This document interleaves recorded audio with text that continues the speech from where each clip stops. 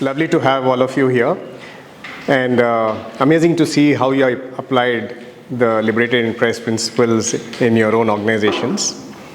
So let me possibly start with a very basic question. So why are we in business? Why are we doing business, right? So, okay, maybe it's to earn a living.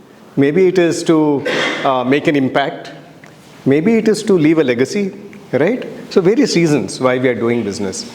But when we think about LEC, right, what is our assumption in terms of what is the business all about? And I think the way we are looking at business in LEC is that your business is an arena where you can play your game. So it's not playing cricket, football, or any other game. Your business is an arena where you will play your game, your rules, your wish, right? That's what a business is. And you will provide value to clients the way you want it. And you'll attract the clients who want that value, right? And you will attract the team members who want to serve clients providing that value, who get attracted for that value. So that is what our concept of what a business really is. So you play your game. So, and the thing is, the arena is not static. Why? Because every day your team, you yourself are actually learning new things, you're gaining strengths, you're gaining capabilities, you're growing, right? And because of that, the marketplace is also changing. So therefore the arena is also evolving. So if you really think about it, the business really is an opportunity for growth, personally as well as for the business, even for your team members. So it's almost like, life is a journey of discovery and growth, right? And your business is part of that. So business is also, or doing business is also a journey of discovery and growth, right? So it's an opportunity by which we can understand ourselves better. Okay, so that's what business is all about. Now you think about any stadium, right? It needs to have a purpose, isn't it? Like a football stadium has to be designed in a particular way. If it's a cricket stadium, it has to have that kind of dimension, it has to have that circle, right? It has to be of a minimum size. If it's an Olympics swimming arena, then it has to have that length of a swimming pool, right?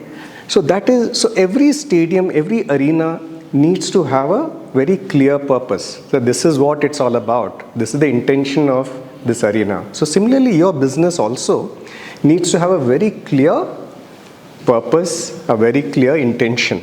Okay, so let me think about, so what is this purpose all about? Okay, so think about any successful business. So think about Tata's, Google, Mercedes, right? Think about any of these, Apple. Think about it. If you think about any of these successful business, you'll realize that a successful business is a brand. Okay, now why would someone buy a Mercedes? Because any car will take you from A to B, right? But if someone says, I want to buy a Mercedes, you'll realize it's not about transporting yourself from A to B, it's about an emotion. Status. It's about an emotion, right? And that's the reason they're buying that vehicle, right? So a successful business is actually a brand. A brand is really an emotion. That's what it is. Okay. Now, think about, so recently, till recently I'll say, if you go to Malleshwaram Veena stores, right, there'll be a huge queue. Sunday mornings there'll be a huge queue. Why? People are queuing up to have idli, right? And if you look at the board, it's dilapidated. Okay, it's not people are standing on the street and having idli, and there's a person sitting right on the pavement with a bucket of chutney and giving chutney. But people are queuing up for that idli, right? Why? Because they want that experience and to say that, yes, I had the best idli over here, right? So that is what the emotional experience is all about. Now the same kind of queue is also there for an Apple store, right? Apple releases a new mobile phone, and there are people queuing up to be the first ones to get that phone. So whether it's the Veena store or the Apple, people are queuing up, and that's what a brand is. But if you think about it, it's the emotion. Now this analogy of sports, arena and so on, interestingly, decathlon is a very good example. And if you go back to the decathlon founding story, the founder, got 6 of his friends together as his team members.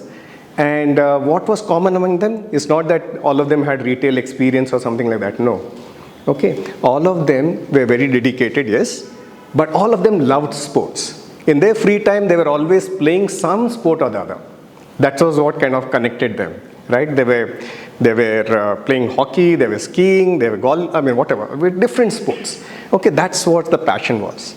And if you walk, and in one of the early photographs, the founder and his team, they had it all wearing a t-shirt, and it had a very simple caption, play more, pay less. Play more, pay less. And that kind of captured what Decathlon is all about. If you go to a Decathlon store, that's what it's all about, right? And you know what one of the criteria is for anybody to join Decathlon? That they need to be playing a sport and they should be passionate about it. That's what it is, right? So finally, it's an emotion. That's what makes a great business, a great brand. So how do you, get aware of this emotion? How do you get aware of this? Sunanda is a good example. So Sunanda used to be a trainer, coach, she still is. And she was very, very busy all the time. But things were not just adding up. And she did her golden vibe. And in the golden vibe, she discovered that her golden vibe is around empathy. Empathy is really about this ability to connect with people, understand them, and relate with them. That was the core of her golden vibe. And after that, you know what? I was so surprised. She actually became a certified empath. She actually became an expert in empathy. And today, all her programs, all her coaching, etc., is around empathy, right? So everything, all her whole business is running wrapped around this core value of providing empathy. So that's what it is all about. So that's how you discover it. So let me give you one more example of, so really if you think about it, business is about consistently providing that emotional value. So what do I really mean by this consistently providing? I think, Starbucks is a great example for this.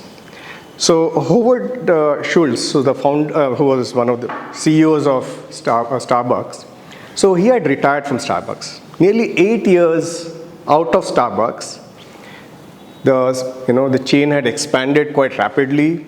They had introduced a lot of innovative techniques, for example, espresso machines, which are a lot more efficient. Also, flavor packaging which could kind of trap the flavor.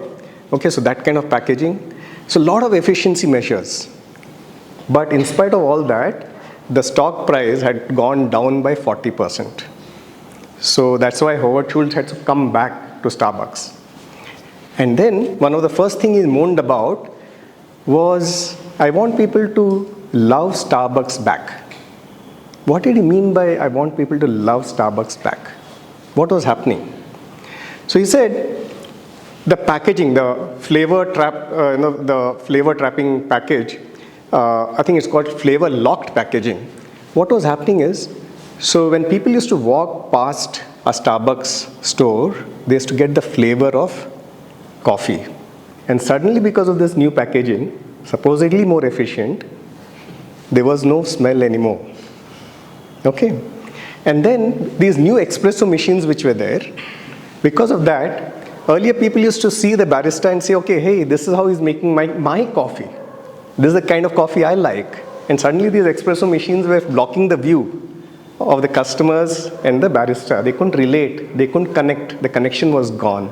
And suddenly, that love for coffee, love for Starbucks had got diluted. So he wrote a memo to his team once he was back saying that, bemoaning the commoditization of Starbucks. And there he said, hey, this is what we have lost. We want people to love us back. And so he went ahead and started shutting down a lot of stores, reversing a lot of things that happened so that people could love Starbucks back. So that is how important, and of course Starbucks is a success again, right? So that is how important consistently delivering emotional value is, right? And that's what happens, that if you do not articulate this emotional value clearly enough, it can get lost. When the founder is possibly busy or not available or is retiring, it's lost. Why? Because it's not been articulated. And that's how, and maybe even for the founder, even for the key person, if you don't articulate it for yourself, you might be going all over the place. And your energies, your team, etc., are not focused in the right direction. What is the emotional value about? And just like Sunanda discovered her emotional value, right? The purpose or the emotional value that your organization needs to add needs to be derived from the golden vibe. Why is that? See, if you notice, Apple, Google, whatever, Vina stores, they're all dealing with an emotion, but very different emotions, right? So it's not important what, the emotion doesn't have to be only this emotion. It has to be an emotion, that's it, right? But it needs to be consistently delivered. So which is the emotion that you're very familiar with? It is your golden vibe. You're the expert at it because you spend so much time with that emotion, right?